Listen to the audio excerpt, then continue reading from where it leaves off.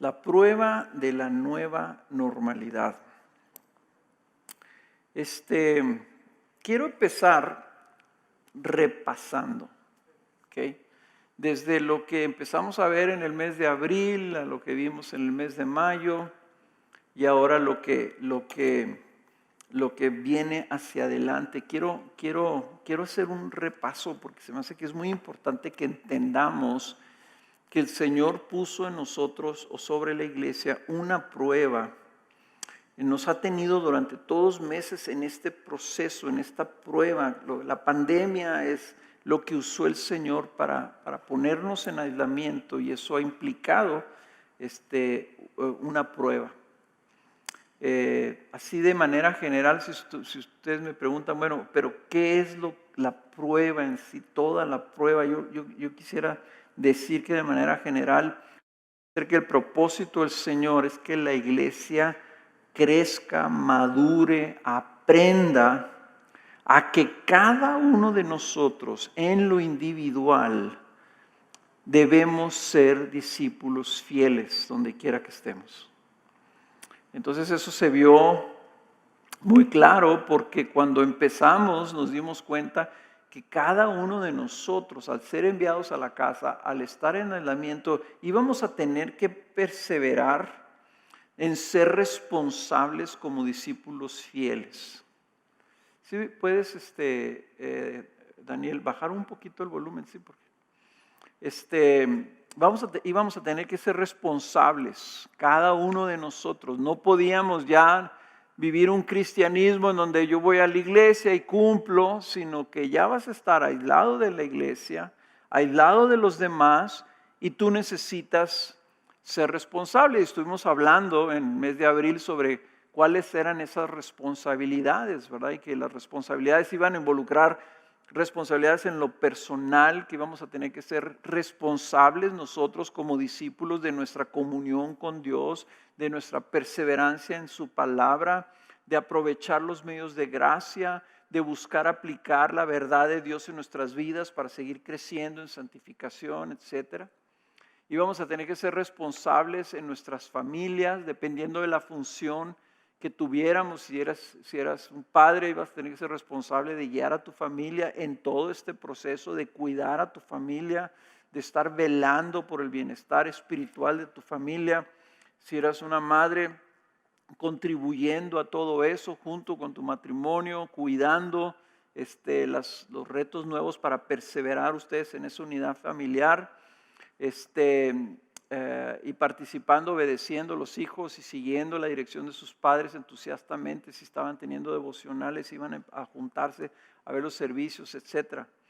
Vimos que íbamos a tener que ser responsables con la iglesia, porque ya no teníamos el incentivo de estar juntos, de ser recordados, de responder junto con los demás. Ya cada uno individual íbamos a tener que responder en velar por la iglesia, en velar por liderazgo, en oración, en velar por los miembros, de estar pendientes de los demás, de seguir el consejo y la dirección de los líderes desde tu casa, de ser mayordomos fieles de tus dones y de todo lo que el Señor te da, ¿verdad? En términos de usar eso para el beneficio de la iglesia. Y finalmente que íbamos también a ser responsables para con nuestra comunidad. Íbamos a tener que, por la crisis, estar velando también por nuestros vecinos, de nuestros familiares, nuestros conocidos, nuestros amigos. Íbamos a tener que estar intercediendo por las autoridades. Íbamos a velar también y a servir y a cuidar y a dar generosamente para apoyar los servicios médicos, para apoyar con despensas, para estar tratando de servir y de amar y de ser luz en medio de un mundo de tinieblas y en medio de una prueba difícil para nuestra sociedad. Vimos después que esa prueba, que la respuesta de la iglesia fue positiva, que vimos que la gente entusiastamente se estaba conectando en sus grupos, estaban siendo generosos, estaban siendo fieles, estaban participando, estaban deseosos de ser encontrados fieles. Pero luego vimos y tuvimos que hablar de la perseverancia. ¿Por qué? Porque la prueba se fue alargando. Y entonces empezaba a haber ya la necesidad de hablar de perseverancia, porque la carne no descansa. Y nos dimos cuenta que la prueba iba a requerir que nosotros lucháramos contra el pecado y contra nuestra carne, que se iba a manifestar en el egoísmo.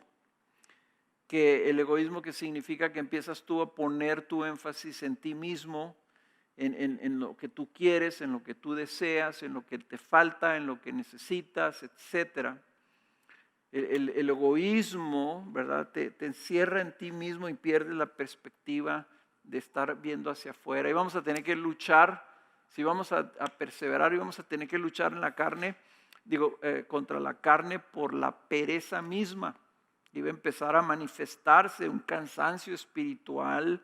Ya no iba a ser el entusiasmo inicial, sino que iba a haber una tendencia natural a la comodidad, a soltar las manos del arado, descansar. Y decía yo, la pereza es querer descansar antes de que sea tiempo de descansar.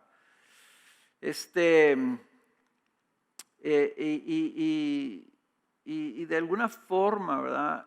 Creo que era muy importante que habláramos de eso, porque cuando la pereza y el egoísmo se combinan, empieza a haber autocomplacencia, ¿verdad? Empezamos nosotros como a sentir que tenemos derecho de complacernos a nosotros mismos, de satisfacer nuestros deseos, ¿verdad? De dar cabida a nuestros gustos, etcétera, ¿no? Y por último, vimos que también para perseverar íbamos a tener que luchar contra la incredulidad. La incredulidad que se manifiesta en el desánimo. La incredulidad de empezar a dudar si realmente esto iba a ser el propósito de Dios. La incredulidad de pensar si el Señor nos iba a sacar adelante con todo esto, ¿verdad? La incredulidad de la esperanza y del cuidado que tiene el Señor sobre nosotros y la provisión que tiene sobre nosotros, ¿verdad? Entonces vimos que para perseverar teníamos que sembrar en el Espíritu, resistir la carne, ¿verdad? Y concentrarnos en ser encontrados fieles. Luego viene darnos cuenta que estábamos nosotros como iglesia perseverando, funcionando, tratando de ser fieles, pero había todo un sector de nuestra sociedad que tal vez no estábamos poniéndole la atención que debíamos, y era pues, la gente que no conoce a Cristo, la gente que no tiene nuestra misma esperanza, la gente que está sin Dios, que no tiene ese apoyo y que nosotros no podíamos estar tan concentrados en nosotros mismos que no buscábamos servir y poner los ojos en las personas que están fuera o cerca de nosotros, pero que no son parte de la iglesia. Y entonces si empezamos a hacer una concentración de hablar sobre ser testigos, sobre el evangelismo, sobre el amor de Dios que debe movernos a nosotros, amar a nuestro prójimo. Y se fijan ustedes, para poder ser luz y para poder ser testigos, necesitamos vencer nuestro egoísmo. Necesitamos perseverar también si queremos ser luz, si queremos ser testigos de Cristo. Tenemos que vencer nuestro egoísmo, tenemos que vencer nuestra pereza, tenemos que vencer nuestra incredulidad y tenemos que salir a vivir. Tenemos que poner nuestros ojos hacia afuera, estar atentos de los demás, estar pendientes, buscar los intereses de los demás y no los nuestros. O sea, todo es parte de la misma prueba. Si íbamos nosotros a estar pensando en personas que no tienen a Cristo, o si nos íbamos a encerrar nosotros en una comunidad y en una complacencia de que estamos bien porque estamos en nuestra casa. Pero ahora viene un paso nuevo. Ahora viene una etapa nueva. Y lo que está pasando es que nos estamos dando cuenta que la prueba continúa y yo siento, ¿verdad? No puedo afirmar esto, pero siento o creo que esto pudiera ser más significativo que las otras pruebas que ya hemos caminado, que ya hemos entendido, que hemos tratado de responder a esas etapas de la misma prueba, ¿verdad? Y tiene que ver con esto que se está llamando la nueva normalidad. La pandemia presenta la realidad de una nueva normalidad. O sea, es una nueva realidad de vida. Y es una nueva realidad de vida, de vivir con el COVID, vivir con la pandemia por un largo periodo de tiempo. El darnos cuenta que la pandemia ha cambiado nuestra realidad de vida, pero la pandemia no se va a ir de nuestra realidad por un buen tiempo. Hay mucha incertidumbre sobre lo que va a ser los próximos meses, tal vez años. No hay seguridad de que esto desaparezca y vamos a tener que vivir con la realidad de la posibilidad de contagio. Es una realidad de vida en donde todo ha sido afectado, todo ha sido afectado por limitaciones, toda la limitación que tiene que ver con el contacto humano. La pandemia lo que ha traído es esto, estamos como aislados, se afectaron todas las relaciones, desde la convivencia familiar, a la manera en que se hace el trabajo, en cómo tenemos contacto, interacción con nuestros vecinos, con nuestra comunidad, hasta la manera en cómo buscábamos el entretenimiento. Pero para nosotros, la nueva normalidad lo que implica es cómo nos vamos nosotros a congregar. ¿Qué implica para nosotros que somos iglesia? Esta incertidumbre que nos va a rodear, que no nos va a dejar, que no sabemos cuánto va a durar, que no sabemos si el virus va a ceder o cuándo va a ceder o de qué forma va a ceder. No sabemos si se va a desarrollar una inmunidad en la población mundial. No sabemos si las vacunas van a ser efectivas. No sabemos si cada año vamos a volver a caer en todo esto. O sea, toda esta incertidumbre lo que genera es una normalidad que no es nada normal, que es irregular, que es incierta, que es riesgosa, ¿verdad?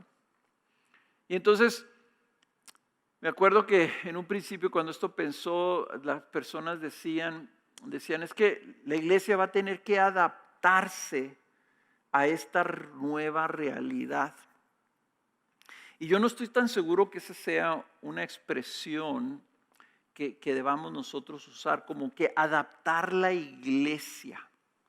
Creo que la postura más bien debe ser cómo vamos nosotros a responder a esa normalidad de vida, cómo vamos a ser la iglesia de Cristo Jesús plenamente, sin ceder a lo que somos, sin tratar de cambiar lo que somos, sino responder fielmente, perseverando en lo que el Señor quiere de nosotros. Es que aprendamos nosotros a que siendo discípulos fieles, cada uno de nosotros respondamos de la manera que Él espera que respondamos.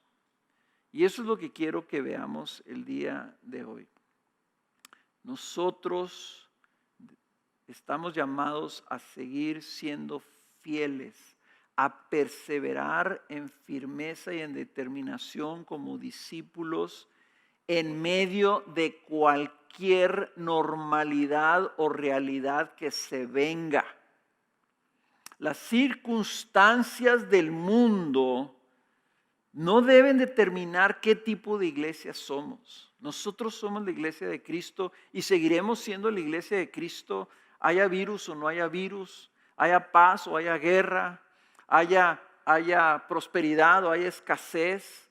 O sea, la iglesia históricamente desde su fundación, el pueblo de Dios ha perseverado y ha permanecido como el pueblo de Dios sin que en las circunstancias mundiales cambien su identidad. Y ahí es donde nosotros tenemos que ser diligentes y responder. Entonces, lo que creo yo que es nuestro llamado, lo que creo yo que es el siguiente paso para responder a esta prueba es esto. Nosotros tenemos que demostrar celo por el cuerpo de Cristo. Nosotros tenemos que demostrar celo por el cuerpo de Cristo. Miren, sucedió algo o está sucediendo algo interesante y a la misma vez preocupante. Cuando nos fuimos a la casa, cuando la iglesia, las iglesias pues, o las congregaciones dejaron de congregarse, fueron a las casas, empezó a haber en los medios sociales una serie de mensajes, casi todos por este mismo tono. ¿Cómo vamos a estar contentos y agradecidos con la iglesia cuando podamos regresar? Era así como decir, entre más tiempo pasa, con más ganas vamos a regresar.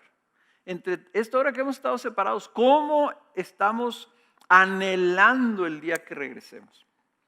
Y era así común, o sea, casi todo el mundo decía, el día que regresemos va a haber una fiesta en la iglesia. Lo interesante de esto es que cuando están regresando las iglesias o se están volviendo a abrir las puertas de las iglesias en algunos lugares, en algunos países, en algunas ciudades, no está sucediendo eso.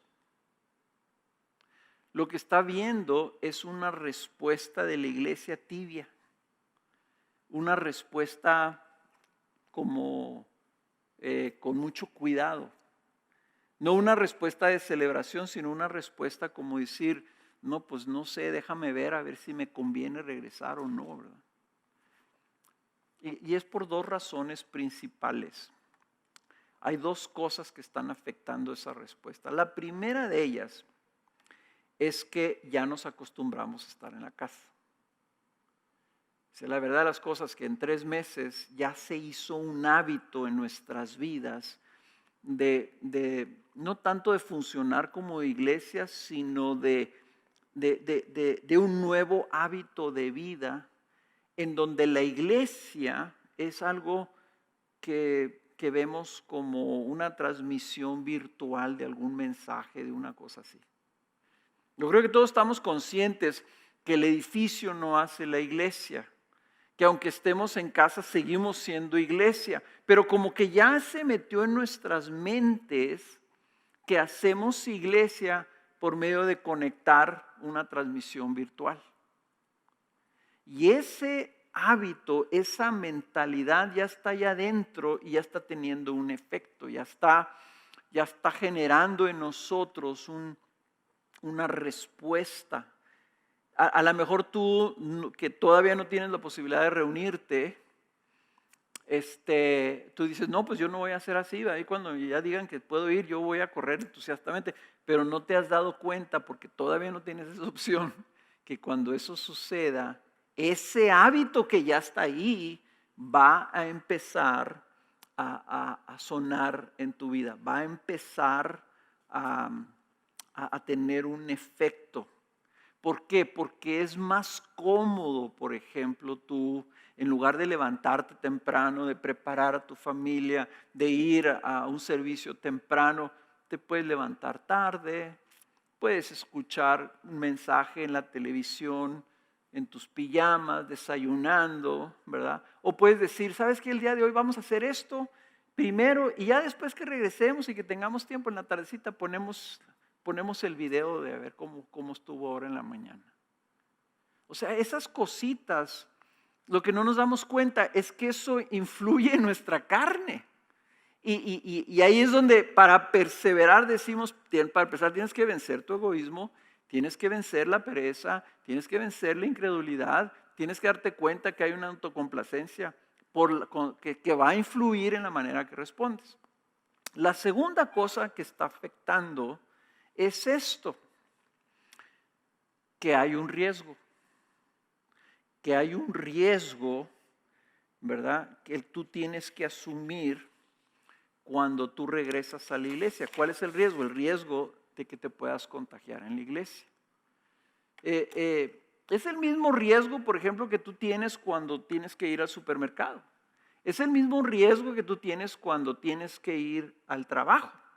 Pero ¿por qué no dudas, por ejemplo, de ir al mercado o ir al trabajo? Porque consideras esas necesidades como esenciales. Las veces es esencial. Si no trabajo, no como. Si no voy al súper, no tengo que comer. Pero lo que está sucediendo es que cuando se abre la iglesia y que hay un riesgo, ¿verdad? Entonces algunos que no tienen un entendimiento bien afirmado en su corazón acerca de lo que es la iglesia, entonces dicen, ¿es necesario realmente que asista yo en persona? ¿Qué no será mejor que yo proteja a mi familia, me proteja yo mismo y no tenga que asistir?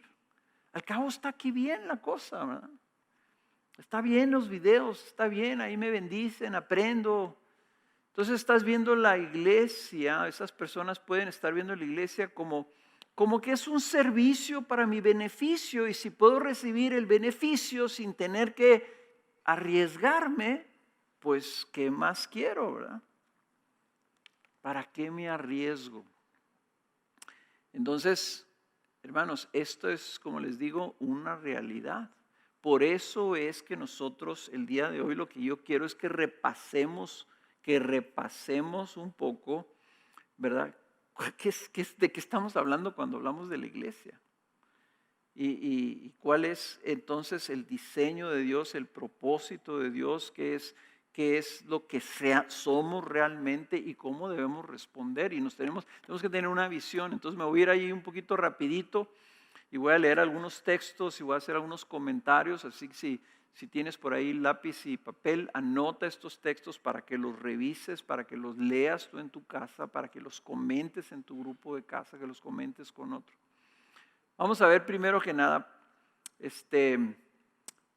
¿cuál es el diseño de Dios? Y todo con este propósito, todo eso de decir, bueno, si nos tenemos que congregar, ¿por qué nos tenemos que congregar?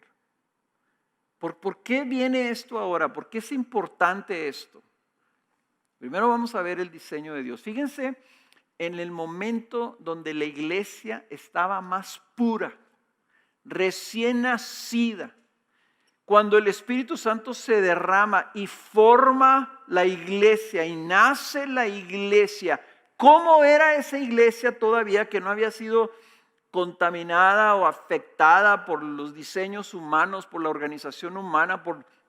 Estaba purita, estaba nuevecita, era la iglesia más genuina en la Biblia, como la describe, y la describe así en Hechos capítulo 2, versículo 44, y dice: todos los que habían creído estaban juntos y tenían todas las cosas en común.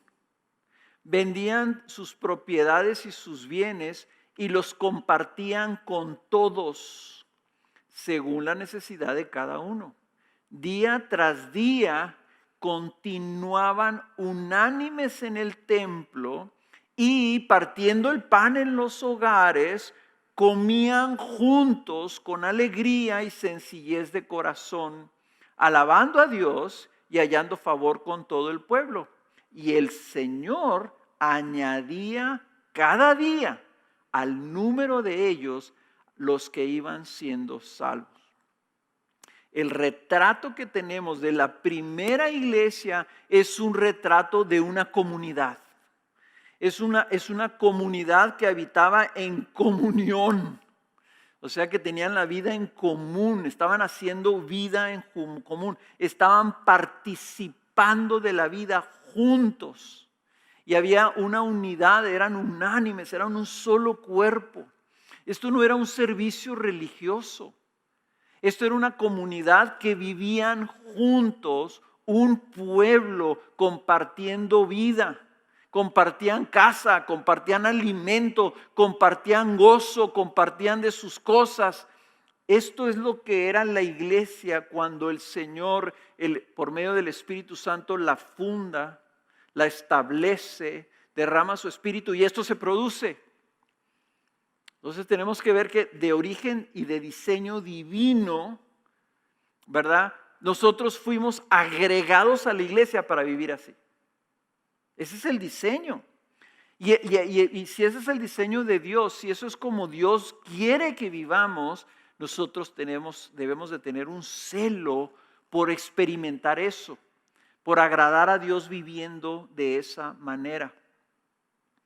Entonces, si es una prioridad esencial ir al trabajo, es una prioridad esencial ir al supermercado, yo creo que para el creyente que es parte de ese cuerpo, la prioridad, como aquí la marca, es funcionar y participar de esa familia, de ese pueblo, según el diseño de Dios. Ahora, quiero leerles esta otra cita. Es una cita que les he leído y que a mí siempre me ha impactado tremendamente en referencia al diseño de Dios, que nosotros tenemos que tener una visión de la iglesia que va mucho más allá que lo que es la organización visible, el entorno visible de la iglesia. Y esta cita está en Hebreos capítulo 12. Es una carta, acuérdense ustedes, Hebreos fue escrito para exhortar a la iglesia a perseverar. Exhortar a la iglesia a permanecer. Y la primera parte de Hebreos 12 es donde habla precisamente de perseverar y de la disciplina que el Señor a veces trae a su iglesia para ayudarnos a permanecer. Entonces en Hebreos 12, 22 dice: vosotros, o sea ustedes iglesia, vosotros en cambio os habéis acercado al monte Sión y a la ciudad del Dios vivo, la Jerusalén celestial, y a miriadas de ángeles, a la asamblea general e iglesia de los primogénitos que están inscritos en los cielos, y a Dios, el juez de todos, y a los espíritus de los justos hechos ya perfectos, y a Jesús, el mediador del nuevo pacto, y a la sangre rociada, que habla mejor que la sangre de Abel. ¿Qué está diciendo aquí el apóstol que escribió el libro de Hebreos? Está diciendo: ustedes tienen que darse cuenta de que son parte, y no es una iglesia aquí en la tierra. Ustedes fueron agregados a una ciudad que está en los cielos donde vive Dios. Y ahí, junto con miriadas de ángeles, está la asamblea de todos esos que han sido agregados al pueblo de Dios. La iglesia, nosotros estamos participando de esa asamblea, de una ciudad celestial, la Nueva Jerusalén, una ciudad donde dice: te acercaron a Dios, donde está Dios. Dice: te acercaron donde está Jesús, y lo que te metió fue la sangre de Jesús que te compró para que fueras parte de ese pueblo. Entonces, la participación de la iglesia, pensar que yo participo de la iglesia al asistir a una reunión, se queda tan corta si no te das consciente de que la asamblea general de miriadas de ángeles, de Dios Padre sentado en su trono, de su Hijo sentado a su derecha, reinando en la ciudad celestial, con todos sus ángeles a su alrededor, y la asamblea, la iglesia, somos nosotros. De tal forma que el apóstol está diciendo a los hebreos: ustedes ya son parte de esa asamblea. Ustedes ya pertenecen a ese pueblo. Nosotros estamos teniendo participación, koinonía, que también se traduce como comunión. Participamos de eso. Y debemos tener esa visión celestial. Es una asamblea gloriosa, es una asamblea eterna, es algo que ya existe y que va a durar para siempre. De eso es lo que estamos participando. Entonces imagínense el celo que debemos de tener de decir: pues yo ya no soy ciudadano de este mundo, y soy ciudadano de esa nueva ciudad. Yo pertenezco a la ciudad de Dios, al pueblo de Dios, a mi Rey y mi Señor al cual yo fui unido. Entonces, si eso es el diseño de Dios, ahora tenemos que pensar, ¿y eso cómo se vive entonces aquí en la tierra? ¿Qué es lo que somos? Y lo que somos es que somos un pueblo, somos una nación, somos una asamblea apartados para el Señor, y la descripción que quiero enfatizar no es que somos una organización, porque no lo somos, no somos una reunión, no somos un servicio religioso, somos parte de Cristo, somos parte de Él mismo. Todos juntos somos el cuerpo de Dios.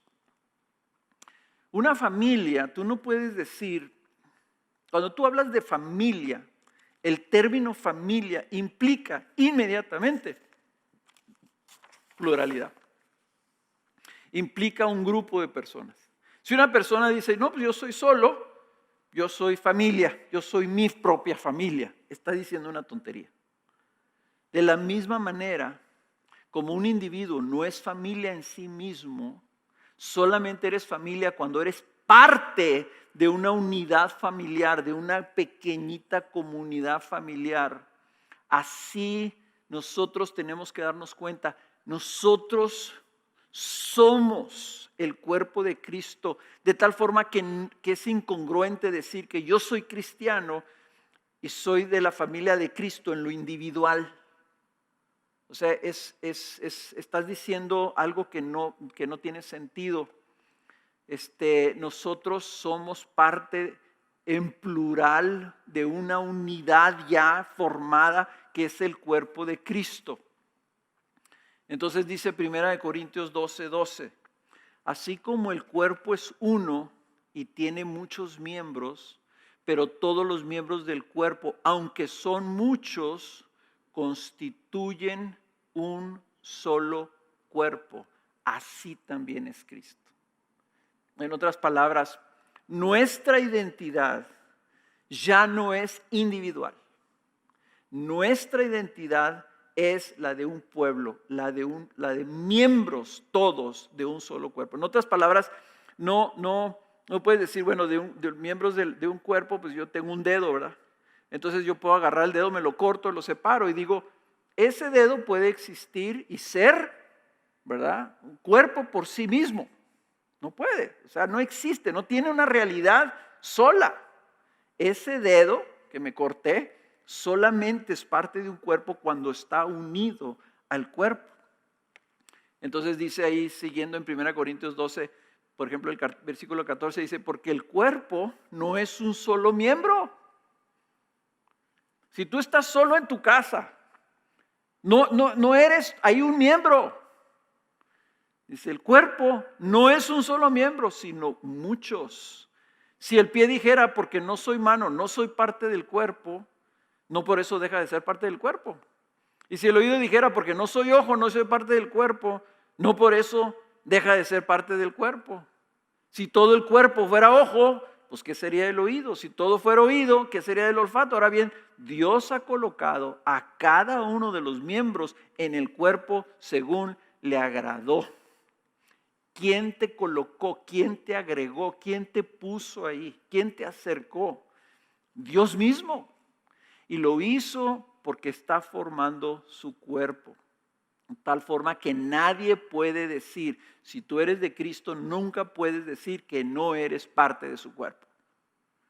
Ahora, tampoco podemos decir, no te necesito a los otros miembros. No necesito el cuerpo. Como dice ahí mismo siguiendo, el ojo no le puede decir a la mano, no te necesito. La cabeza no le puede decir a los pies, no te necesito. Como tampoco puedes decir unos a otros, no me necesitan.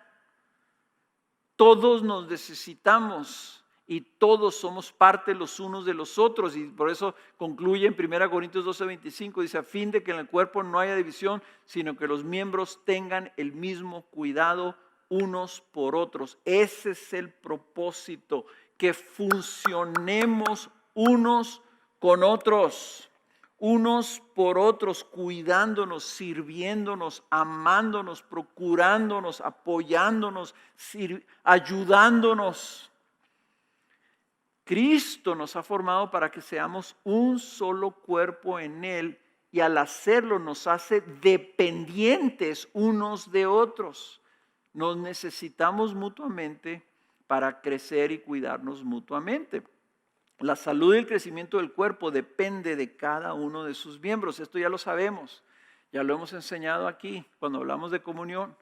Lo que dice Efesios 4, 15, 16 es esto: hablando la verdad en amor, crezcamos en todos los aspectos en aquel que es la cabeza, es decir, Cristo, de quien todo el cuerpo, estando bien ajustado y unido por la cohesión que las coyunturas proveen, conforme al funcionamiento adecuado de cada miembro, produce el crecimiento del cuerpo para su propia edificación en amor. En otras palabras, el cuerpo se cuida a sí mismo, pero funciona y crece y se desarrolla y prospera en el cuidado mutuo en base a que cada uno de nosotros funcionemos adecuadamente. Y eso, hermanos, implica que nosotros no podemos darnos el lujo nunca de estar desconectados del cuerpo. Ese funcionamiento adecuado de cada miembro no se puede llevar a cabo en aislamiento. Si yo, volviendo al ejemplo del dedo, yo no puedo cortarme el dedo y decir, para mí el dedo este es esencial, pero me lo voy a quitar, lo voy a poner arriba de una mesa y allá va a funcionar el dedo. O sea, es también así como que, pues eso es como que algo que no tiene sentido, ¿verdad? El dedo, para funcionar, tiene que funcionar unido al cuerpo para que sea útil, y el cuerpo necesita el dedo y nosotros necesitamos perseverar juntos en esa comunión, en esa unión. Y recuerden lo que siempre les he dicho: la comunión, la participación, la coinonía del cuerpo se hace y se puede llevar a cabo solamente de cara a cara. Si esto es lo que somos, y vimos el diseño de Dios es un pueblo plural. La realidad de lo que somos es que somos un cuerpo y estamos unidos a Cristo, como cuerpo, como un pueblo. Entonces, ¿cuál es el mandato? ¿Qué es lo que Cristo nos manda? Y el mandato es el que viene en Hebreos capítulo 10, que todos lo conocen y muchas veces lo citamos incorrectamente fuera de contexto. Dice Hebreos 10, 23, 25. Mantengamos firme la profesión de nuestra esperanza. Ahí está la exhortación a perseverar. Mantengamos firme la profesión de nuestra esperanza sin vacilar, porque fiel es el que prometió. Y consideremos cómo estimularnos unos a otros al amor y a las buenas obras. Ahí está la cara a cara. Ahí está el unos a otros. Consideremos cómo estimularnos unos a otros al amor y a las buenas obras. Y luego dice, ahí piénsenlo ustedes desde su casa. Dice, no dejando de congregarnos. Lo que está diciendo, no dejando de procurar estar juntos. No dejando de hacer vida juntos, dice, no dejando de congregarnos como algunos tienen por costumbre, sino como exhortándonos unos a otros, y mucho más al ver que el día se acerca. O sea que la comunión no se puede vivir aislados. Tiene que haber congregación, tiene que haber reunión, tiene que haber el roce, tiene que haber la interacción personal. No se puede amar a distancia, no se puede amar con buenas intenciones, no se puede cuidar mutuamente uno desde lejos o virtualmente, no se puede conocer íntimamente y compartir la vida estando yo en mi casa y tú en la tuya. No se puede estimular a las buenas obras y exhortar por medio de una llamada Zoom. Cuando menos no se puede hacer plenamente como el Señor lo diseñó. Entonces ahí está la perseverancia y vuelvo y repito, ¿qué se necesita para perseverar y no dejar de congregarse? Se necesita luchar contra el egoísmo, luchar contra la pereza, luchar contra la autocomplacencia y luchar contra la incredulidad. Si ustedes quieren repasar ese mensaje, es el mensaje que pusimos, levantamos el 13 de mayo, que se llama el reto de perseverar fieles. Miren, simple y sencillamente, no se puede tener la cena del Señor cada quien en su casa. No se puede, pensaba yo esto hablando con un pastor esta mañana, no se puede ordenar a un pastor sin la presencia física de la iglesia en el proceso de ordenación. No se puede recibir un nuevo miembro a la iglesia, cada quien en su casa. No se puede, inclusive Pablo lo dice así explícitamente, cuando ustedes se reúnan, traigan disciplina espiritual a esa persona que está en pecado. No se puede disciplinar a una persona estando nosotros a 6 lados. Entonces la iglesia implica obviamente que nosotros tenemos que hacerlo juntos. Y hay una cosa que me llamó la atención el otro día, estaba meditando en este texto y me brincó. Cuando Pablo en el capítulo 13 del libro de Romanos habla en un principio de cómo nosotros debemos someternos a las autoridades, un contexto de someternos, y es la razón por la que nosotros estamos respetando las autoridades y no estamos teniendo reuniones, porque ellos nos han pedido que no lo hagamos. Entonces está diciendo que que al que le debes honor, débele honor, al que le debes obediencia, obediencia, al que le debes impuestos, págale los impuestos. Dice Pablo, no le debas nada a nadie. El contexto es al gobierno. Y luego dice esta frase en Romanos 13:8, sino el amaros unos a otros, porque el que ama a su prójimo ha cumplido la ley. Y eso me llamó la atención, nunca me había fijado en esto. Dice, no le debas nada a nadie, pero sí tienes una deuda. Sí hay algo que tenemos una obligación, que es una obligación que permanece, y la obligación es de amarnos unos a otros. En otras palabras, sí tenemos un deber. El deber es que siempre estamos en deuda de amor para con el hermano. Entonces, si ese es el mandato, si ese es el diseño, si eso es lo que somos, ¿cómo debemos de asumir la responsabilidad de congregarnos? ¿Cómo vamos a tomar esa decisión cuando se diga las puertas van a estar abiertas? Hay una realidad, hay un riesgo, y ese riesgo va a ser, no quiero decir permanente, pero va a continuar. No lo podemos evitar. Nuestra responsabilidad es tomar una decisión tomando en cuenta la posibilidad del contagio. Cada quien tiene que decidir. Cada quien tiene que decir, yo voy a ir a la iglesia y si me contagio, es mi responsabilidad. Pero esa decisión esa responsabilidad no necesita ser balanceada por estas verdades. La responsabilidad de tomar una decisión que implica un posible contagio tiene que estar balanceada, templada, con una responsabilidad que yo considero que es mucho más importante, que es la responsabilidad de funcionar adecuadamente como miembro del cuerpo de Cristo.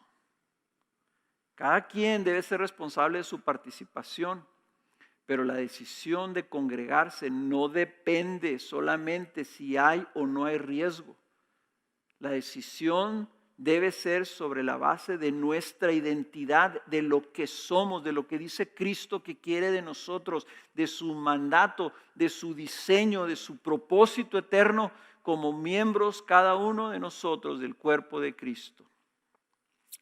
Y hay dos cosas que quiero agregar en esto con respecto a esa decisión. La primera de ellas es que el Señor promete cuidar de su cuerpo.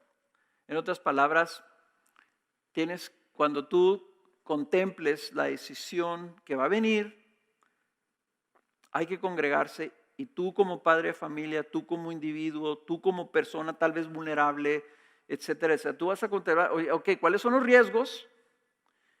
¿Cuál es la responsabilidad? Tienes que medir estas dos cosas bajo una cobertura de la promesa de Jesús. ¿Cuál es la promesa de Jesús? Esa promesa viene primero en Efesios capítulo 5, 29, que dice Pablo: nadie aborreció jamás su propio cuerpo, sino que lo sustenta y lo cuida. Y luego dice, así como también Cristo a la iglesia. Cristo cuida su cuerpo, Él es la cabeza del cuerpo. Él está pendiente de su cuerpo y es una promesa de que Él va a cuidar y va a sustentar a su iglesia en medio de cualquier situación. Y si tú pones a pensar que hay iglesias en África en donde si tú eres cristiano, la mitad del país pertenece a la religión musulmana y hay una violencia y una sentencia de muerte en muchos pueblos a que tú te declares cristiano. Y tú piensas que el COVID es un riesgo, sé creyente en uno de esos pueblos. O en China, donde ser un pastor o un líder cristiano fiel te puede implicar que te metan a la cárcel 20, 30 años y no vuelvas a ver a tu familia nunca.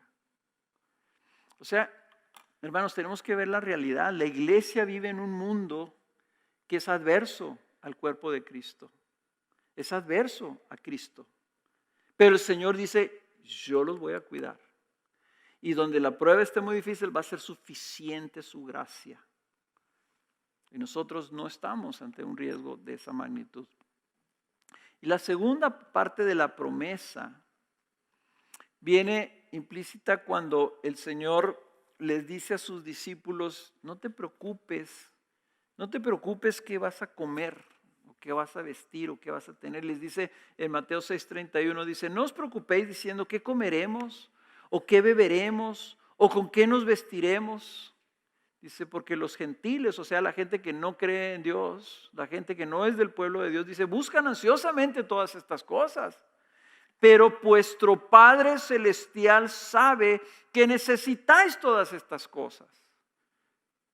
Buscad primero su reino y su justicia, y todas estas cosas os serán añadidas. En todas esas cosas están incluidas todas esas cosas por las cuales nosotros nos podemos preocupar. Tenemos que tener cuidado, sí, pero tiene que haber una fe de que el Señor nos llama, tú sígueme a mí. Tienes un Padre Celestial que sabe cuáles son tus necesidades. Camina en fe.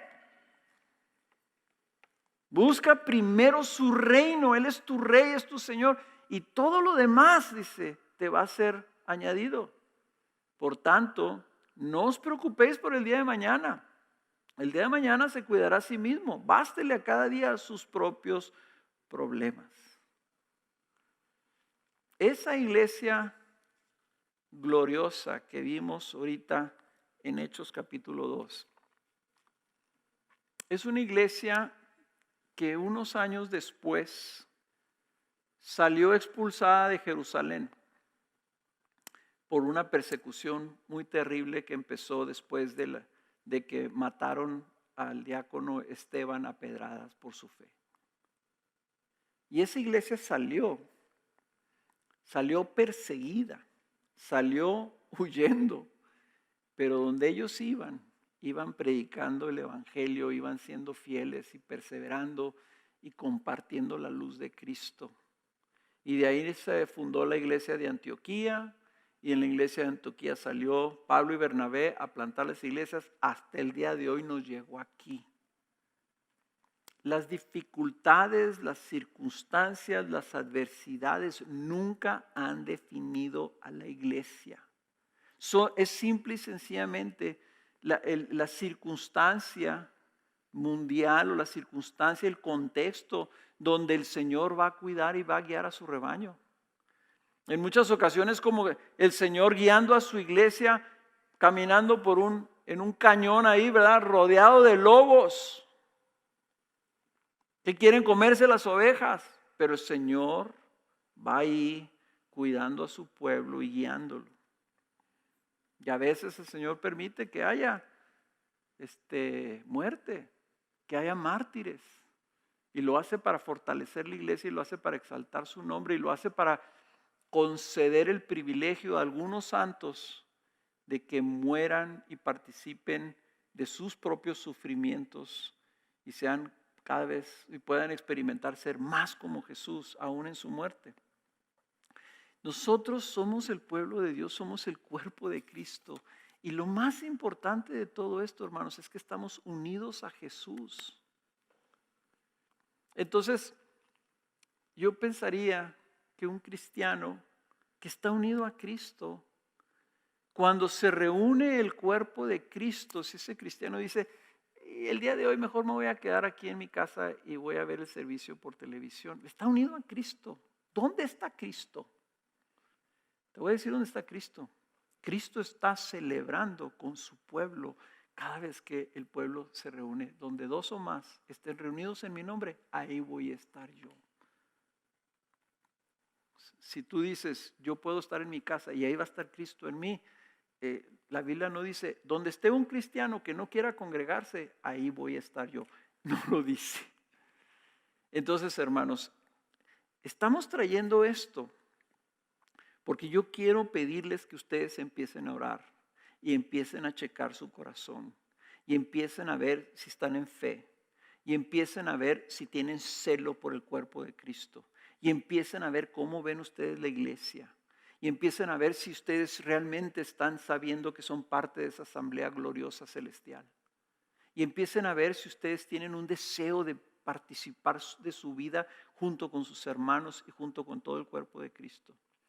Y que ustedes analicen de tal forma que no los sorprenda el momento cuando se abren las puertas y que digan, caramba, ¿qué vamos a hacer? No, ya oraron, ya buscaron del Señor, ya buscaron su reino, ya buscaron su justicia, ya saben, ya recibieron del Espíritu Santo la convicción de lo que ustedes tienen que hacer. Cada uno, como miembro individual, como parte del cuerpo de Cristo, tiene que asumir su responsabilidad como miembro del cuerpo de Cristo. Nos mandó el Señor a la casa para que aprendamos a hacer así. Y la verdad es que la nueva normalidad del COVID, pues puede venir, puede irse. Pero sabemos una cosa, en los últimos tiempos, hermanos, las circunstancias de la vida del mundo van a seguir empeorando. Y si ahorita estamos en medio de una pandemia, no sabemos lo que vamos a estar dentro de 1 año, dentro de 2 años, si la cosa se pone peor. O qué pase. Nosotros somos el cuerpo de Cristo y como tal estamos llamados a vivir y a perseverar fieles juntos. Vamos a orar. Padre, queremos pedirte, Señor, que nos ayudes. No, tal vez ni siquiera nos damos cuenta, Señor, de lo que si hemos perdido celo por tu iglesia, si hemos perdido entusiasmo, amor por los miembros de tu cuerpo, si estamos complacientes, si estamos cómodos, tal vez no nos hemos dado cuenta, Señor. Si ya tenemos hábitos que nos va a ser difícil romper y volver a establecer, Señor, los hábitos de justicia, con adversidad, con irregularidades, con limitaciones, Señor, por todavía mucho tiempo, donde nos va a ser incómodos, donde nos va a ser hasta a lo mejor hasta tendremos temor, Señor, de congregarnos. Pero hay algo que queremos, Señor, que gobierne nuestra decisión y nuestro esfuerzo y nuestra perseverancia, que es que nosotros somos tu cuerpo, somos tuyos y fuimos unidos a ti, todos juntos como una familia. Y queremos ser fieles, ser encontrados fieles hasta el final. Así que ayúdanos, Señor, ayúdanos a entender esto, a procesar esto correctamente, a hablarlo con nuestros hermanos, a estimularnos mutuamente, a alentarnos mutuamente, a apoyarnos, a respetarnos mutuamente, Señor, y sea lo que sea que se tenga que tomar. Que nadie se sienta, Señor, obligado, que nadie se sienta culpable si toma una decisión de una manera u de otra, que nadie se sienta mejor que otro, pero que, Señor, que todos nos sintamos con un celo y con un privilegio de ser parte tuya, Señor. Te lo pido, oh Dios, que así enfrentemos cuando esto venga con esta visión y con este corazón. Danos el celo por tu casa, celo por tu cuerpo. Te lo pedimos en el nombre de Jesús. Amén.